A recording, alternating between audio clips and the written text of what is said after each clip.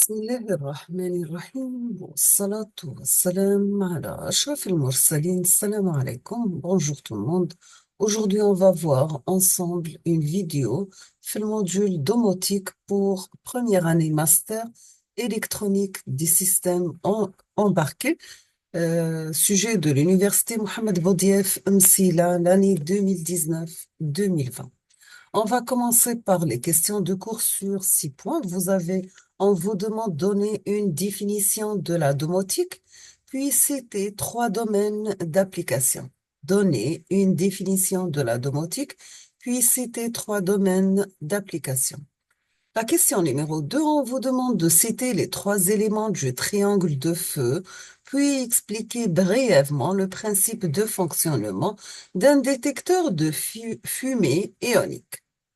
On passe au QCM, question à choix multiples sur 14 points.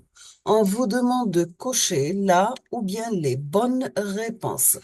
Domotique vient du mot latin domus et du suffixe tique.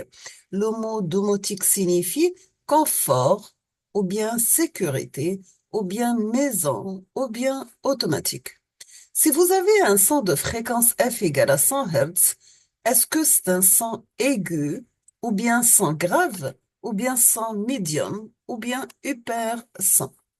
Troisième question, si le niveau sonore mesuré d'un son émis par un haut-parleur à 1 mètre est de 40 dB, que vaut le niveau sonore d'un son émis par 2 haut-parleurs identiques simultanément?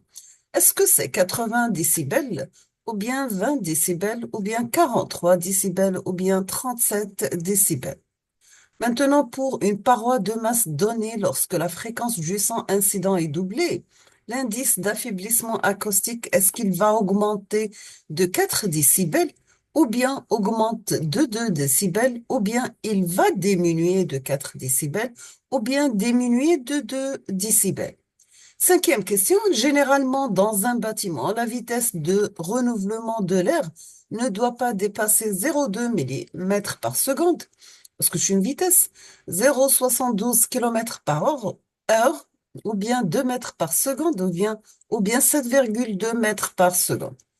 Sixièmement, les radiations visibles sont des ondes électromagnétiques dont la longueur d'onde est comprise généralement entre 400 nanomètres et 800 nanomètres environ, ou bien 1300 nanomètres et 1500 nanomètres environ, ou bien 0,400 micromètres et 0,800 micromètres environ, ou bien 1300, 1,300 micromètres et 1,5 micromètres environ.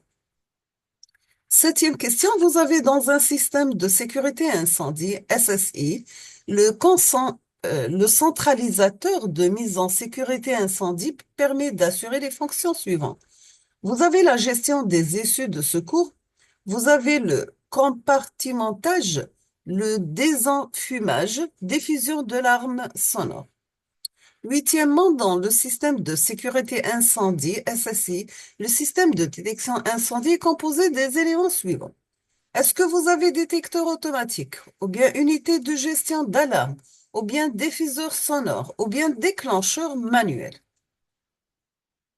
La question numéro 9, vous avez parmi les propositions suivantes concernant les détecteurs optiques et linéaires de fumée, laquelle ou bien lesquelles sont vraies? Est-ce que les détecteurs sont adaptés pour la surveillance des grands locaux? Ou bien ces détecteurs fonctionnent sur le principe de l'absorption de lumière?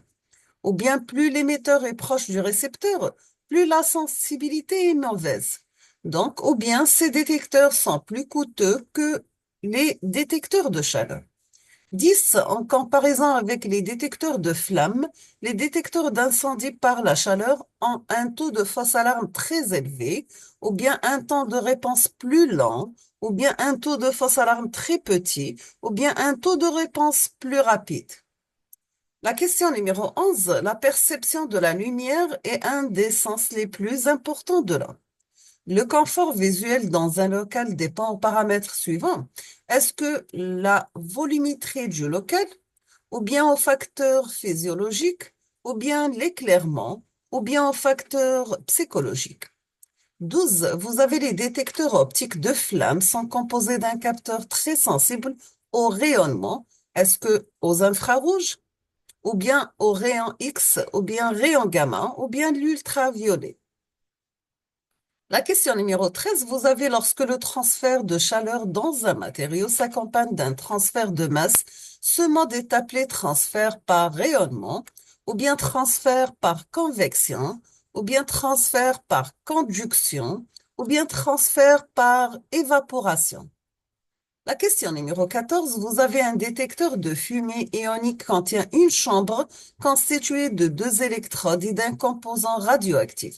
Le déclenchement de l'alarme du détecteur est causé par la réflexion de la lumière, l'absorption de la lumière, ou bien la perturbation du courant électrique, ou bien la perturbation de la température.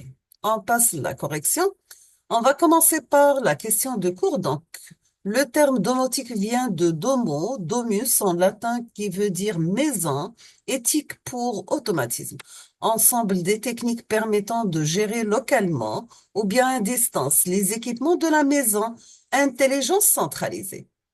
L'utilisation de l'électronique, de l'informatique et de la communication pour automatiser les tâches dans l'habitat. La maison est dite connectée et communicante. Dans le domaine de la domotique résidentielle, les équipements dogmatisés servent à automatiser les applications touchant à le confort, la sécurité des occupants, leur communication, la gestion de l'énergie, contrôle d'éclairage et de chauffage, le divertissement multimédia, etc. Q2, les trois éléments du triangle de feu sont le combustible, est-ce que le bois, matériau inflammable, ou bien le comburant, c'est l'oxygène, et l'énergie d'activation telle que chaleur, étincelle, etc. Le détecteur ionique, donc ce détecteur contient un élément radioactif, toutefois de très faible valeur unitaire, qui charge l'air compris entre deux électrodes. Cela crée un courant détectable. Quand la fumée pénètre dans le détecteur, elle perturbe le courant et fait sonner l'alarme. On va passer au principe. Le principe de fonctionnement d'un détecteur de fumée ionisation est basé sur la réduction du courant électrique produit par la dérivée de charge dans une chambre d'ionisation en dessus d'un seuil donné. Dans un premier temps, les molécules d'air, l'azote et l'oxygène sont ionisées dans la chambre d'ionisation. Ces molécules ionisées se déplacent ensuite dans la chambre, sous l'effet d'un champ électrique produit par deux électrodes soumises à une tension de quelques volts. De ce fait, un faible courant de l'ordre de 10 picoampères apparaît entre les électrodes. Lorsque des particules de fumée pénètrent dans la chambre d'ionisation, celles-ci s'attachent aux charges et les alourdissent significativement. Cela entraîne une diminution de la vitesse des charges, ce qui laisse plus de temps aux charges pour se recombiner et donc le courant électrique entre les électrodes baisse. Donc, voici la chambre d'ionisation. Vous avez les électrodes avec la source, bien sûr. Les détecteurs ioniques réagissent aux composants de fumée, qu'ils soient visibles ou bien invisibles. Ils détectent plus rapidement les particules de petite taille que les détecteurs optiques. Ils répondent mieux aux particules de taille entre 0,01 et 1 micromètre. On passe à la réponse des QCM. Donc, on vous demande de cocher là ou bien les bonnes réponses. Domotique vient du mot latin domus et du suffixe tinique. Le mot domotique signifie confort, sécurité, maison automatique. Donc, les bonnes réponses sont C et D. C'est maison automatique. Un son de fréquence F égale à 100 Hz, c'est un son grave. Si le niveau sonore mesuré d'un son émis par un haut-parleur à 1 mètre est de 40 décibels, que vaut le niveau sonore d'un son émis par deux haut-parleurs identiques simultanément? Donc, vous avez 43 décibels. Pour une paroi de masse donnée, lorsque la fréquence de son incident est doublée, l'indice d'affaiblissement acoustique, donc, il va augmenter de 4 décibels. Généralement, dans un bâtiment, la vitesse de renouvellement de l'air ne doit pas dépasser 0,2 mètres par seconde et 0,72 km par heure. Les radiations visibles sont des ondes électromagnétiques dont la longueur d'onde est comprise généralement entre 400 nanos et 800 nanos environ et 0,400 micromètres et 800 micromètres environ. Septièmement, dans un système de sécurité incendie, le centralisateur de mise en sécurité incendie permet d'assurer les fonctions suivantes. Donc, tous sont justes. Vous avez la gestion des issues de secours, le compartimentage, désenfumage, diffusion de l'alarme sonore. La réponse 8, vous avez dans les systèmes de sécurité incendie, le système de détection incendie est composé des éléments suivants. Vous avez des détecteurs automatiques et déclencheurs manuels. 9, parmi les propriétés suivantes concernant les détecteurs optiques linéaires de fumée, laquelle ou bien lesquels sont vrais, ils sont tous vrais. Donc, les détecteurs sont adaptés pour la surveillance de grands locaux. Oui. Les détecteurs fonctionnent sur le principe d'absorption de la lumière, oui. Plus l'émetteur est proche du récepteur, plus la sensibilité est mauvaise, oui. Ces détecteurs sont plus coûteux que les détecteurs de chaleur, oui. La question numéro 10, en comparaison avec les détecteurs de flammes, les détecteurs d'incendie par chaleur ont un taux de fausse alarme très élevé, non.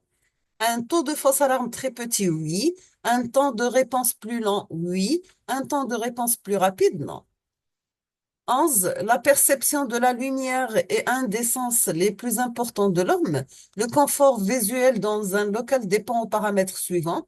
La volumétrie du local, oui. Le facteur physiologique, oui. L'éclairement, oui. Au facteur psychologique, oui. Le détecteur optique de flamme sont composés d'un capteur très sensible au rayonnement. Infrarouge, oui. Ultraviolet, oui. 13, pardon, lorsque le transfert de chaleur dans un matériau s'accompagne d'un transfert de masse. Ce mode est appelé transfert par convection. On termine avec la dernière question. Vous avez un détecteur de fumée ionique contient une chambre constituée de deux électrodes et d'un composant radioactif. Le déclenchement de l'alarme du détecteur est causé par la perturbation du courant électrique. Nous sommes arrivés à la fin de ce sujet. Je vous remercie infiniment pour votre attention et à la prochaine vidéo, Inch'Allah. On va prendre un autre sujet avec corrigé type. Merci beaucoup et à la prochaine.